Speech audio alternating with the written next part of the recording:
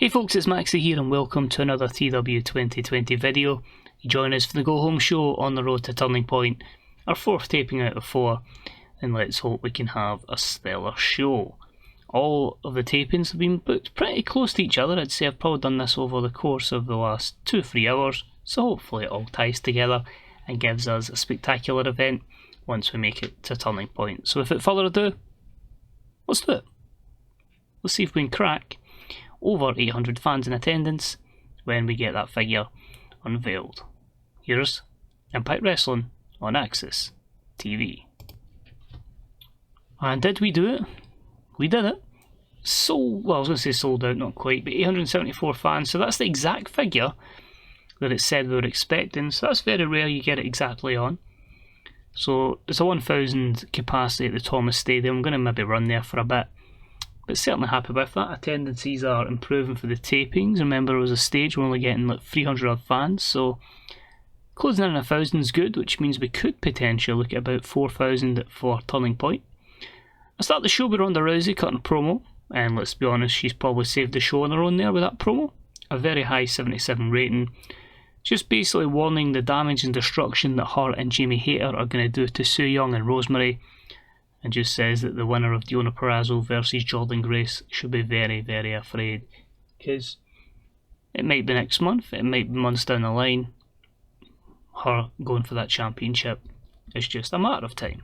So good way to start the show, and knowing that we've got a knockout athlete that can pretty much run the show. So we had Jamie Hayter in action. She took on Rosemary, and it was about that had a decent reaction from the crowd, but subpar wrestling. Jamie Hayter picks up the win over Rosemary in 9:01 with a curb stomp. A 42, happy with that, despite Jamie Hayter being off her game. It seems like Rosemary did carry her for an extent, and we made this a storytelling match as well, but she's at 20 over. She started about 13 or 15 over, so we're slowly making progress, and I think if we can adopt a similar method of progression as we did with Suicide, and hopefully the crowd will gravitate towards her. I feel when we're at Impact, we don't need to worry about it too much about being a major star, because we're a small enough promotion where that doesn't really particularly matter, because if they're a massive star, then WWE, AEW will try and poach them, so we try not to do that until we financially can. Next up, we're about to have good heat and decent wrestling as Matt Cardona picks up a win over Johnny Dango in 7:37 with the Rough Rider. It's a rough time for Johnny Dango, but Matt gets back in the winning column, and a 50 rated matchup. Pretty decent in Impact Wrestling. Cardona's joy and happiness though turns to despair when we have the debuting Wardlow come in and absolutely beat the living daylight out of Matt Cardona. 59 rated segment, Wardlow debuts his badass gimmick, which got an initial rating of adequate. I can confirm, of course, that Wardlow is a free agent signing. AEW have not taken up his contract, so we are the sole company that Wardlow represents. And we get a match graphic confirming at Turning Point we'll see Matt Cardona versus Wardlow. Simple, effective, and that gives us 10 matches for the pay-per-view 44. A card, of course, will run down at the end of the video. A few words from Deonna Purrazzo on Jordynne Grace, just saying she really does fear that Jordynne Grace is quaking in the boots at the thought of facing Ronda Rousey, but she should relax, because it's not going to matter, because Deonna's going to beat her and be a three-time Knockouts champion. 49. This was before her friend Kimberly was in action against Venny, and it was Venny that picked up the victory in 8:25 with a space rolling elbow. A 42 rated matchup, very good performances from both, far surpassing their overness, as a 44 for Venny played the 38 for Kimberly.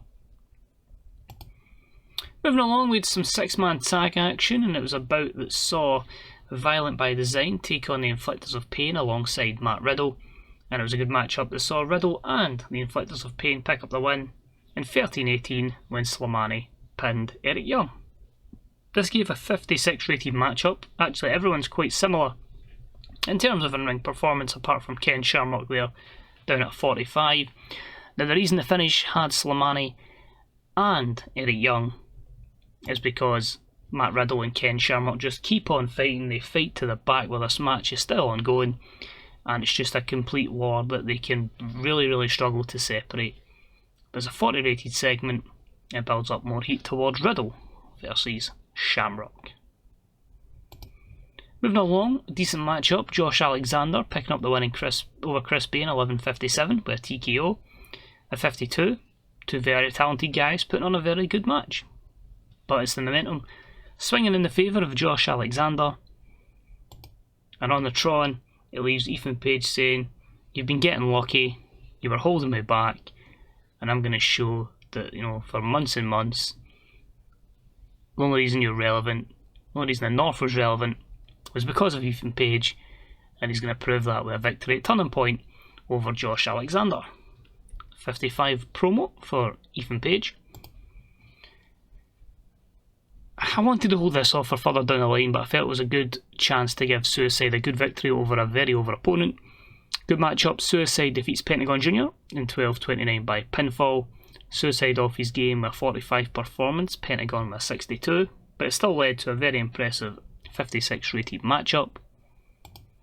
This then gives us a hype package as we detail Chris Sabin versus Suicide for the X Division Championship at Turning Point, which was a 43.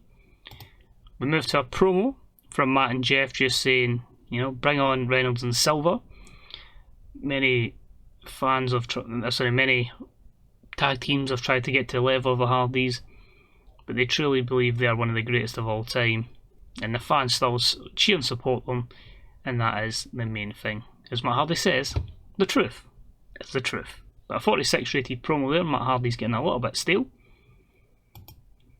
We then hype our main event, obviously, for the event, which will be Phoenix versus Ace Austin. Phoenix will be available for that, hopefully. If not, cry, because it's been built around that. But that's a 47 rated promo. And our main event for tonight, in tag team action, was the 4 participants for the Television Championship. And about the had great wrestling and good heat. Moose and EC3 defeat Sami Callihan and Chad Betts in 13:56 when EC3 pinned Sami Callihan after using a foreign object. At 56 here, 61, 63, 59 and 54 performances. Chad Betts off his game.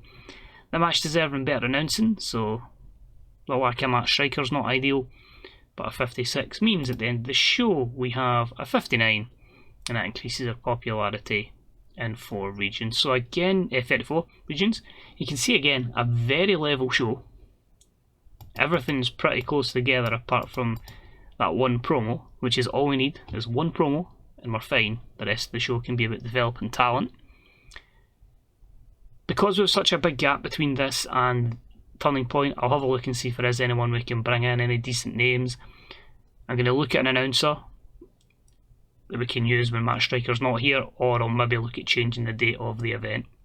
Because as much as we change the show, as much as we could move back to Tuesdays, we may lose some wrestlers being unavailable, so there's that kind of thing. We obviously can't go Wednesday. Could go Monday. I don't know how much it would affect the ratings. I tend to try and avoid shows being in the same day as another show, and I feel Raw would probably destroy us. So it's nothing I've had massive experience of, because I usually don't have shows on the same day. But we'll see what happens. We'll click through here, get ready for all the news items of how well 4 tapings went down. And hopefully it's quite quick. It's a good sign of the database being fairly in depth that you got all this popping up. But here we go. Well, it was rumoured at one point that Baron Corbin was going to join the Hurt Business, but there you go. Ronda Rousey injured, we know about that one anyway. So, taping 3. Awesome. First show went down really well. Taping 1, excellent. And taping 2, excellent. That's good to see.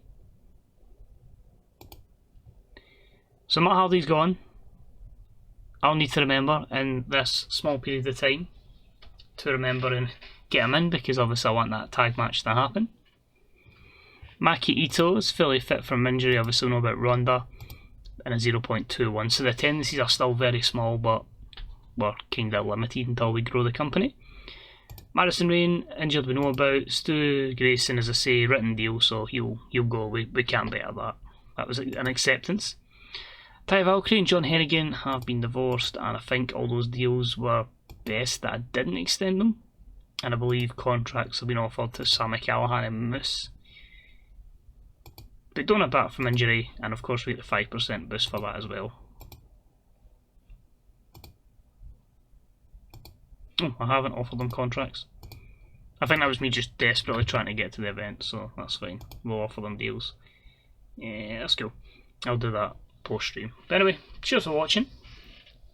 Card for the event is as followed: Wardlow versus Matt Cardona, Hardys versus Sullivan and Reynolds, Knockouts Tag Titles, Su Yung and Rosemary versus Jamie Hayter and Ronda Rousey, Knockouts Championship, Deonna Purrazzo challenges Jordan Grace, we've got Ethan Page versus Josh Alexander, Fatal 4-Way for the Television Championship, Sami Callihan, Chad Betts, Moose and EC3, X Division title on the line as Suicide defends against Chris Sabin, FTR look to regain the Impact Tag titles as they take on the Inflictors of Pain, Ken Shamrock will battle Matt Riddle, and for the Impact World Championship we will see Phoenix defend against Ace Austin. So hope you'll join us for that in a few days time, and there may be some surprises added.